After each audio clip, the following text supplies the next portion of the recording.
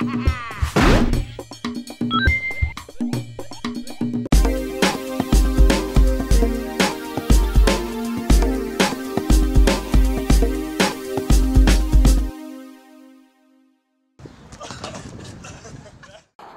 Promise me. I will stop him.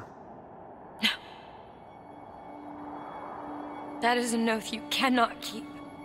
But promise me that if it comes to it, you will not let him take me back. We're here in the 2K booth, and I've just seen what's, for me, perhaps game of the show, Bioshock Infinite. I think a lot of people are saying that all over the place. But I can't start this interview without, referencing Songbird here. Could you tell us a little bit about Songbird? Yeah, Songbird is the guardian of Elizabeth, and his sole purpose in life is to keep her safely imprisoned inside the tower, keep her from harm. So, what would you say is sort of the essence of Bioshock? Because obviously Bioshock Infinite is set in a very different place, very different kind of game. But there are some things in common, and what is the essence of Bioshock? When we were looking to do Bioshock Infinite and we knew that we didn't have any more stories that we wanted to tell in Rapture, we had to think, well, what is a Bioshock game if it's not based in Rapture? And we boiled it down to its essence, which is basically we want to tell a compelling story. We want to put the player in a compelling space that they feel like the space is a character and that they want to exist there. And that we want to give the player enough tools to creatively express themselves in that space. So we really want to think about those three elements as the basic core of a Bioshock game. Something that really struck me was the storytelling in the demo that you showed here at E3. And can you talk us through a little bit about what your philosophies are for the storytelling in the game? I mean, as far as storytelling goes, as far as Bioshock Infinite storytelling goes, we're really trying to create this relationship between two characters, Booker and Elizabeth. And they're being pursued by the Songbird, and the Songbird is not trying to hurt Elizabeth. He's just trying to get her back into the safety of her prison.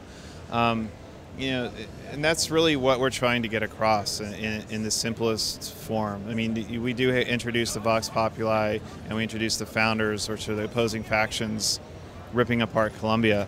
But that's really background to the story that we're trying to tell between Booker and Elizabeth. That's also something interesting. There's always something going on the side, right? Yeah. You're on your path, but there's like a theater play going on the sides, and sometimes you can interact with that, or you could do things as well. Yeah, I mean that's the interesting part of it. I mean you saw in the demo that Booker stops an execution, and he attempts to stop it non-violently by shouting instead of using his gun. Now in that particular instance, it went a little haywire and the combat started, but that may not always be the case. So we're always looking for different ways that the player can interact with the world that doesn't necessarily involve just pulling your gun out and shooting everybody. So the relationship between Booker and Elizabeth is part of the narrative, but it's also part of the gameplay in a very integral way. Could you talk us through some of that?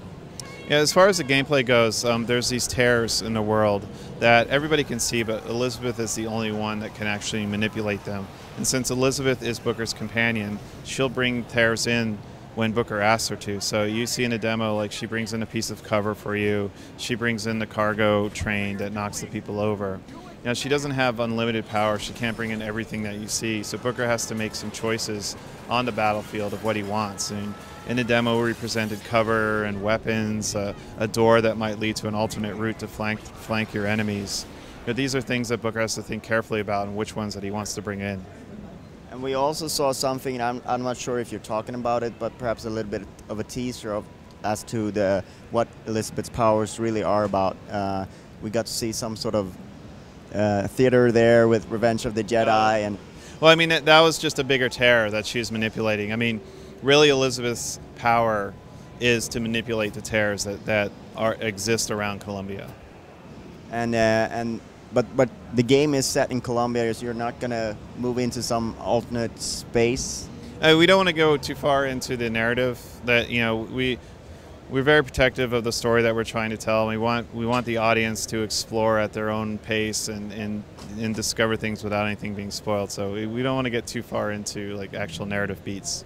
Something that struck me with the demo, and perfectly directed and very tight everywhere. But how much freedom do you have to sort of take a different route and that sort of thing. You know, if you look at the combat on the skylines, and Booker was taking the skylines, and the enemies were pursuing him, the demoer could have jumped off when he wanted to. He could have grabbed onto other skylines, could have reversed direction, he could have jumped off on the rooftops. I mean, it's a fairly open way of traveling along these routes. I mean, it's not getting on a rail and being locked to that rail and not being able to do anything. It's really just another path for the player to take.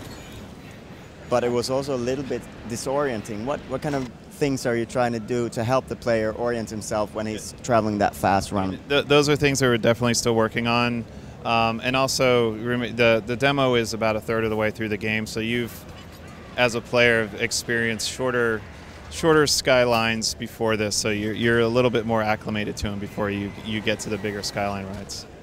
Right.